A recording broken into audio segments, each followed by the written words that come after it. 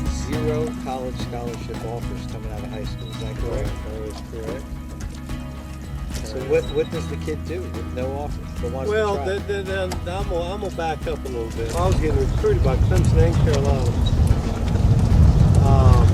Clemson came to scrimmage us, and after the game, Wilhelm came walking over. I'm sitting in the dugout, and everybody's like, "Here he comes! Like Father likes so he's gonna offer you a scholarship."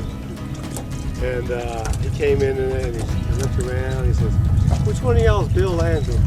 I'm sitting down. I kind of, "It's me." Kind of like, just my seat.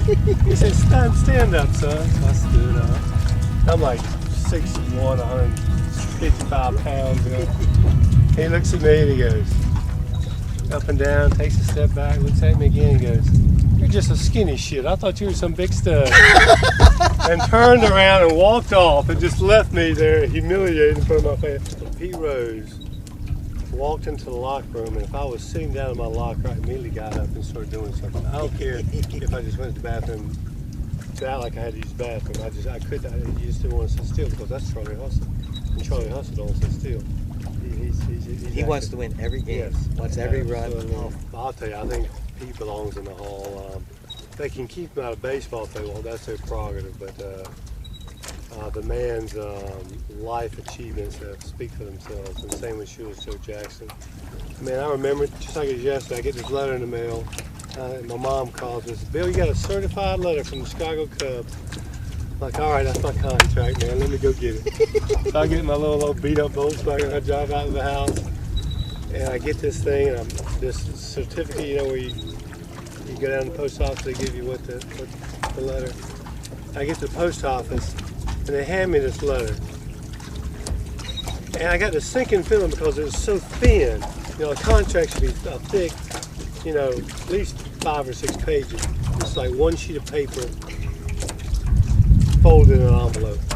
So I went and bought me a beer, and I sat in my Volkswagen. I'm sitting in the parking lot, I'm drinking this beer. I'm like, should I open it? No. I was scared to open it because I just had a bad feeling. So by the time I finished the beer, I opened the letter, and it was the Cubs giving me my unconditional release.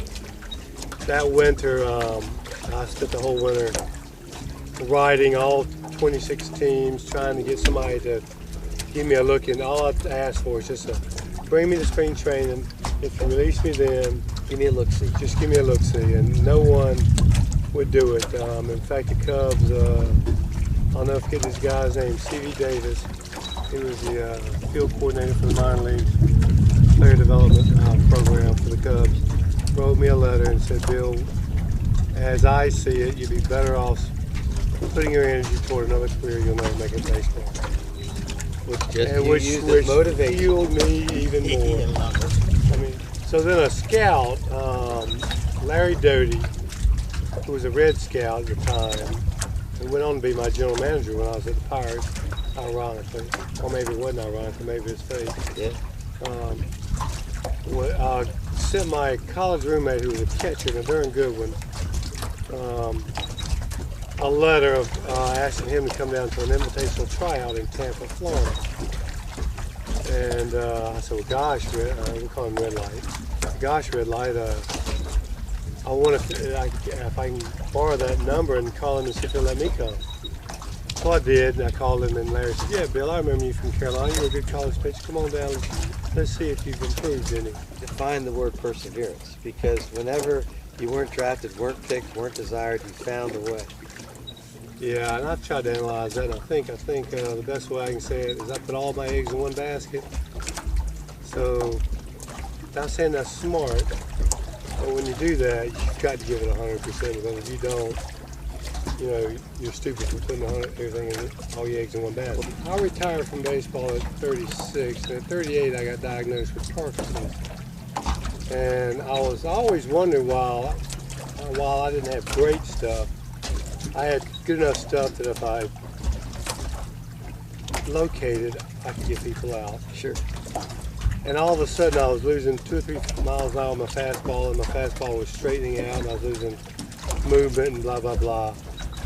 And then after 2 years of being out of baseball, I was diagnosed with Parkinson's, which now I attribute to you know, about losing life on my fastball because everybody, for whatever reason, always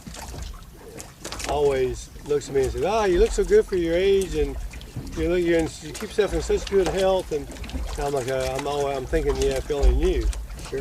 you know, that I had this damn demon inside of me that's just really beat me up.